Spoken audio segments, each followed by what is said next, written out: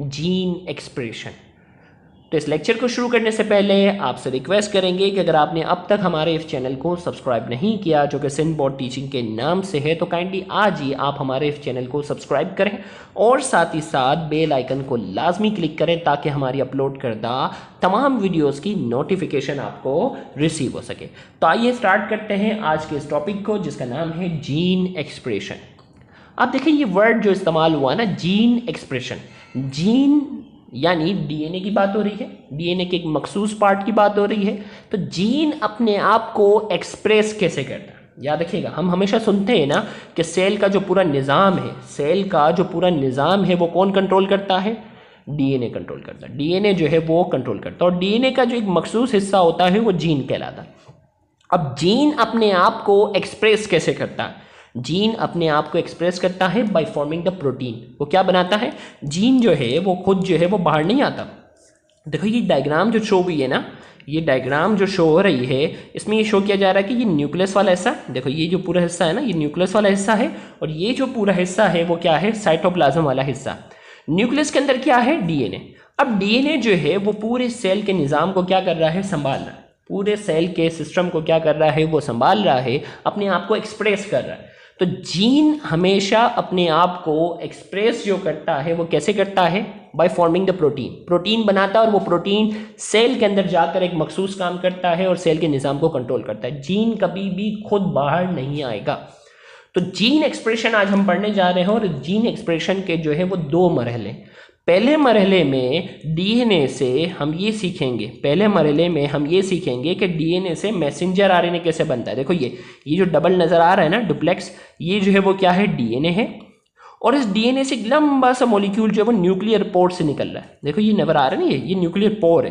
तो nuclear pore से एक लंबा सा मॉलिक्यूल जो है वो बाहर निकल रहा है और उस मॉलिक्यूल को हम नाम दे रहे हैं मैसेंजर आरएनए। क्या नाम देते हैं इसे हम? Messenger RNA. तो पहले मरहले में गौर से सुनिएगा, पहले मरहले में हम ये सीखेंगे कि डीएनए से मैसेंजर आरएनए कैसे बनता है, जिसे हम कहते हैं ट्रांसक्रिप्शन। और दूसरे मरहले में ये सीखेंगे कि मैसेंजर आरएनए से, गौर से सुनिएगा, दूसरे मरहले में हम ये सीखेंगे कि मैसेंजर आरएनए से ये पॉलीपेप्टाइड चेन कैसे बनती है, यानी प्रोटीन कैसे बनता है, उसे हम कहते हैं ट्रांसलेशन। तो यानी हमने कहा कि इस जीन एक्सप्रेशन को हमने दो हिस्सों में क्या कर दिया है? तकसीम कर दिया है। तो हमने कहा the process of gene expression occur in two phases, दो फेजेस में जाकर हमने इसे डिवाइड कर दिया। पहला हिस्सा है ट्रांसक्रिप्शन और दूसरा है ट्रांसलेशन। ट्रांसक्रिप्शन जो है वो मरहला है जिसमें डीएनए से, ट्रांसक्रिप्शन जो है वो मरहला है जिसमें डीएनए से मैसेंजर आरएनए बनता है। और ट्रांसलेशन जो है वो मरहला है जिसमें मैसेंजर आरएनए से, जिसमें मैसेंजर आरएनए से जो है वो पॉलीपेप्टाइड चेन बनेगी। तो आइए हम सबसे पहले ट्रांसक्रिप्शन की हम बात करते हैं। ट्रांसक्रिप्शन में क्या होगा, डायग्राम की मदद से मैं आपको समझाऊंगा। The production of an RNA copy of the gene with the help of an enzyme RNA polymerase is known as transcription। वो मरहला जिसमें डीएनए की मदद से, वो मरहला जिसमें क्या होगा? आरएनए पॉलीमरेज एंजाइम जो है वो इन्वॉल्व होगा और आरएनए पॉलीमरेज जो होगा वो कौन आरएनए बनाएगा? आरएनए कौन सा? Messenger RNA. तो हमने कहा the production of an RNA, the production of an RNA, an RNA की सुटेबल नहीं है, ऑफ मैसेंजर आरएनए कर लो सीधा सीधा, क्योंकि जो है वो ट्रांसफर आरएनए, राइबोसोमल आरएनए वो भी जो है वो डीएनए से बनते हैं, लेकिन वो एक अलग कहानी है। The production of messenger RNA copy of the gene with the help of an enzyme, enzyme की मदद से बनेंगे। कौन सा enzyme? RNA polymerase is known as transcription, उसे हम क्या कहते हैं? ट्रांसक्रिप्शन। तो यहाँ जो डायग्राम आपको नजर आ रही है ना, उसमें ये डीएनए, अब डीएनए जो है इसके साथ कौन अटैच हो गया? डीएनए के साथ अटैच हो गया है आरएनए पॉलीमरेज। और ये आरएनए पॉलीमरेज जो है वो दो काम करता है। एक काम क्या करता है? ये डीएनए की जो डबल चेन है इसको खोल देता है। डीएनए की जो ये डबल चेन है इसको खोल देता है और एक सिंगल चेन बना देता है। एक चेन को अलग करता जाएगा और दूसरी चेन को जो है वो बाहर निकालता जाएगा। यानी इसका काम होगा डीएनए डुप्लेक्स जो है ना, डबल है, इसको क्या करना है? ओपन करना, अनजिप कर देना, खोल देना। दूसरा इसका काम जो होता है ना, नाइट्रोजिनस बेस, ये आरएनए पॉलीमरेज जो है ना, ये जो नाइट्रोजिनस बेसिस जो हैं, अगर हम बात करते हैं डीएनए के पास कौन कौन सी नाइट्रोजिनस बेस है? एडेनिन, गुआनिन, साइटोसिन और थाइमिन।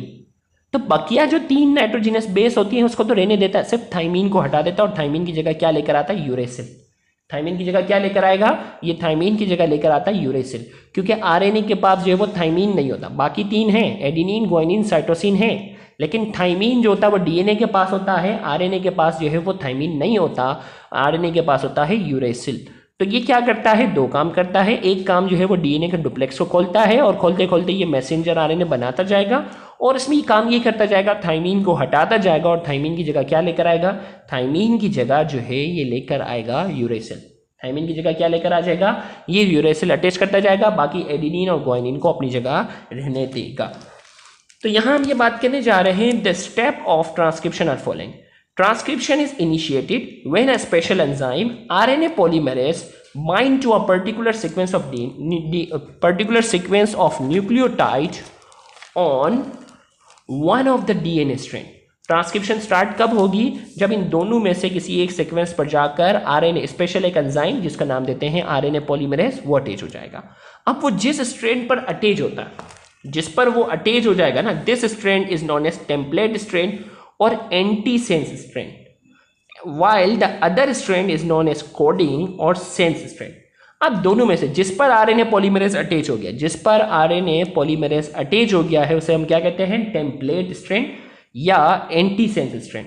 और वहीं पर जो है अपना सारा काम करेगा, वहीं से थाइमीन को हटाता जाएगा, यूरेसिल अटैच करता जाएगा और वहीं से जो है ये मैसेंजर आरएनए बनाने का काम करेगा। जबकि जो दूसरी स्ट्रेन जिस पर वो अटैच नहीं हुआ उसे कोडिंग या सेंस स्ट्रेन का भी नाम देते हैं, जबकि जो बच जाती है उसे कोडिंग स्ट्रेन या सेंस स्ट्रेन का नाम देते हैं। This sequence is located at the edge of a gene. ये जो है ना जीन के किनारे पर जाकर जो है इसके एज पर जाकर अटैच होगा। Starting at the end of the gene, the RNA polymerase proceed to assemble a single strand of RNA with a nucleotide complementary to that of DNA strand। अब वो क्या करता जाएगा, न्यूक्लियोटाइड की sequence को जो है वो एडजस्ट करता जाएगा और डीएनए स्ट्रैंड के क्या होगी, डीएनए स्ट्रैंड जो होगी इसके कॉम्प्लीमेंट्री होगी, मिरर इमेज। अब ये मिरर इमेज का जो कॉन्सेप्ट है, मैंने कोडिंग और डी कोडिंग वाला जो लेक्चर है आप इसको जरूर देखिएगा, उसमें मैंने एक्सप्लेन किया हुआ है कि मिरर इमेज या कॉम्प्लीमेंट्री किसे कहते हैं, तो वो लाजमी वो लेक्चर देखिएगा।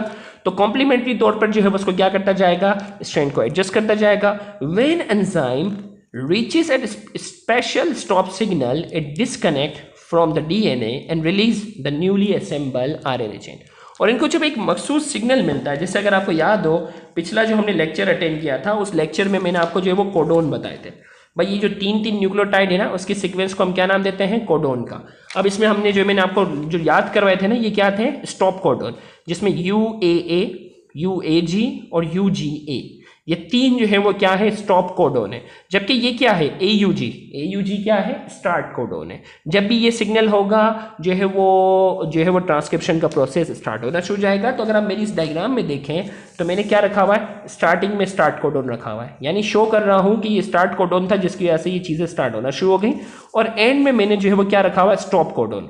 स्टॉप कोडोन शो कर रहा है कि यहाँ जब भी स्टॉप कोडोन मिल जाएगा ये क्या हो जाएगा, ये प्रोसेस रुक जाएगा।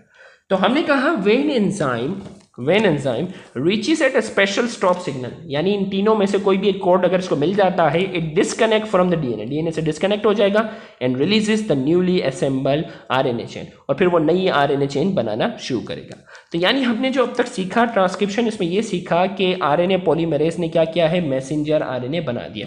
अब ये मैसेंजर RNA जो है वो न्यूक्लियर पोर्ट से, गौर से सुनिएगा, ये न्यूक्लियर पोर्ट से निकलकर साइटोप्लाज्म में आ जाएगी और साइटोप्लाज्म में जाकर किससे अटैच हो जाएगी, राइबोसोम के साथ। राइबोसोम क्या है, प्रोटीन फैक्ट्री। राइबोसोम क्या है भाई, राइबोसोम जो है वो प्रोटीन फैक्ट्री है। आपने फर्स्ट ईयर जो है वो बायोलॉजी में पढ़ा हुआ है। तो ये राइबोसोम के साथ जाकर अटैच हो जाएगी और यहाँ से एक दूसरा मरहला शुरू हो जाएगा, वो क्या होगा, सिंथेसिस ऑफ पॉलीपेप्टाइड चेन, यानी प्रोटीन बनना शुरू करेगा। तो उस मरहले को हमने नाम दिया हुआ है ट्रांसलेशन का। उस मरहले को हमने क्या नाम दिया हुआ है, ट्रांसलेशन।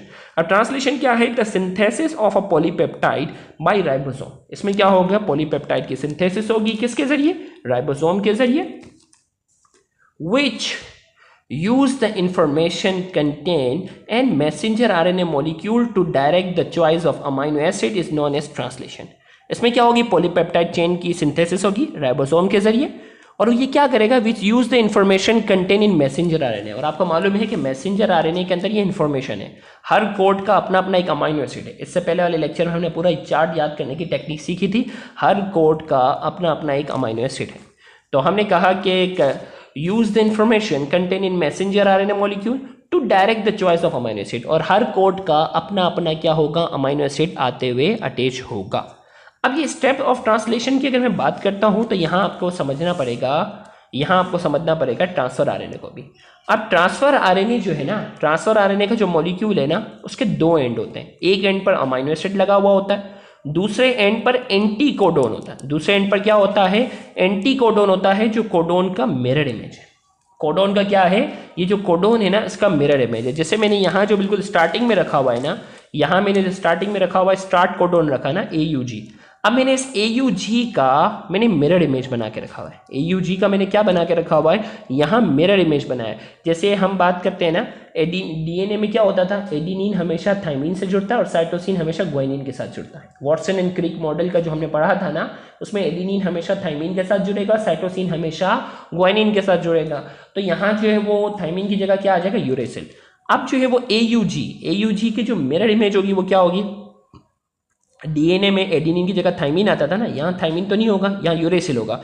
तो ये इसकी मिरर इमेज क्या बनी? A की जगह U आ जाएगा, U की जगह A आ जाएगा, G की जगह C आ जाएगा। अब देखो भाई, A की जगह U बनाया मैंने, U की जगह मैंने A रखा, G की जगह मैंने C रखा।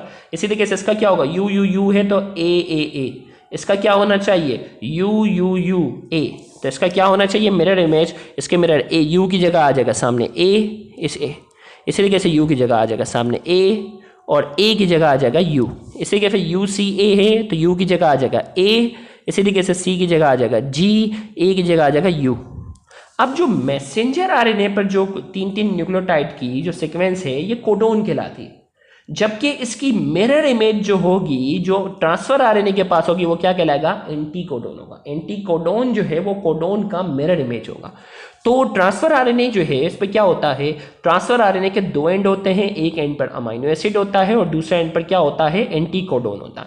अब जैसे ही मैसेंजर आरएनए, गौर से सुनिएगा, जैसे ही मैसेंजर आरएनए राइबोसोम के साथ ये अटैच हो जाता है साइटोप्लाज्म में, तो क्या होगा? एक ट्रांसफर आरएनए जो होगा वो हर कोड के मुताबिक अमीनो एसिड लेकर आता जाएगा। अब ये राइबोसोम यहाँ स्टार्ट किया, मैंने शो किया, स्टार्ट ने जो है वो स्टार्ट कोडोन का जो है वो मीथियोनिन था, लास्ट चार्ट में याद करना सिखाया था, वो यहाँ अटैच हो गया amino acid.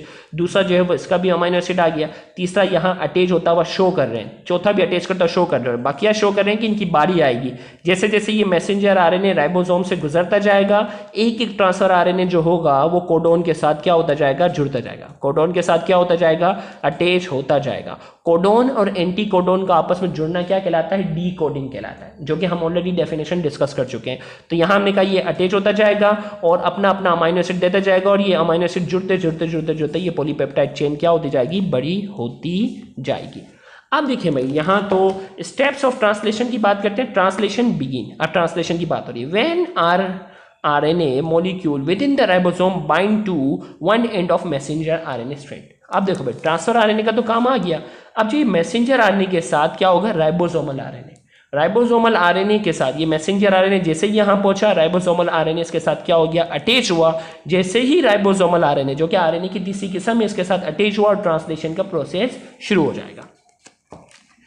Then a ribosome proceed to move along the messenger RNA molecule in increment of 3 nucleotides। अब वो क्या होता जाएगा? 3 न्यूक्लियोटाइड की वजह से वो क्या होता जाएगा? प्रोसीड होता जाएगा और अमीनो एसिड जोड़ता जाएगा। At each step it adds an amino acid to a growing polypeptide chain। और वो हर स्टेप पर जो है वो ट्रांसफर आरएनए को बुलाएगा और पॉलीपेप्टाइड चेन को क्या करता जाएगा? अटैच करता जाएगा। It continues to do this until it encounters a stop signal that indicates the end of polypeptide। और ये एक एक करके अमीनो एसिड जोड़ता जाएगा यहाँ तक कि इसे कौन सा कोडोन मिल गया? एक सिग्नल मिल गया जिसे हम कहते हैं स्टॉप कोडोन। स्टॉप कोडोन जैसे ही मिल जाएगा, ये क्या कर देगा? वहीं से चेन को ब्रेक कर देगा और वो प्रोटीन क्या हो जाएगा? अलग हो जाएगा। तो इस तरीके से हमने जो है वो डायग्राम की, पेपर में यही डायग्राम बनानी है अपने, जो लिखा हुआ काम है एग्जैक्ट वही लिखना, क्योंकि देखो समझाने के तक तो मैं बहुत सी चीज़ें बता रहा हूँ, लेकिन लिखने के तक पेपर में इतना टाइम होता नहीं है। तो इसीलिए याद रखना कि हम कोशिश करते हैं कि हम अपने नोट्स को बड़ा सिंपल से सिंपल रखते हैं ताकि बच्चा पेपर में लिख सके। और डायग्राम अगर आप ये वाली डायग्राम पेपर में बना कर आते हो, लिखा हुआ काम जो हमारा लिखा हुआ है, जो कि टेक्स्ट बुक का है, ऐसा नहीं है कि हम कोई बाहर से अपने नोट्स बनाते हैं, टेक्स्ट बुक से कोई सिंपल वर्डिंग में हम कर देते हैं। तो इंशाल्लाह मुझे उम्मीद है कि आपको इस जीन एक्सप्रेशन के सवाल में इंशाल्लाह फुल मार्क्स मिलेंगे। तो यहाँ जाकर हमारा आज का ये लेक्चर मुकम्मल हुआ। अगर आपको हमारा ये लेक्चर समझ में आया है, पसंद आया है, तो वीडियो को लाजमी लाइक करें और कमेंट में अपना फीडबैक लाजमी दें और इस वीडियो को ज़्यादा से ज़्यादा शेयर करके अपना हक ज़रूर अदा करें। याद रहे बहुत से ऐसे स्टूडेंट हैं जो गवर्नमेंट कॉलेजेस के बाद एक्सपेंसिव कोचिंग सेंटर्स को अफोर्ड करने की सलाहियत नहीं रखते, तो आपका इन वीडियोज़ को ज़्यादा से ज़्यादा शेयर करना, उन तक पहुँचाना आपके लिए सदका जारिया बन सकता है। Thank you very much.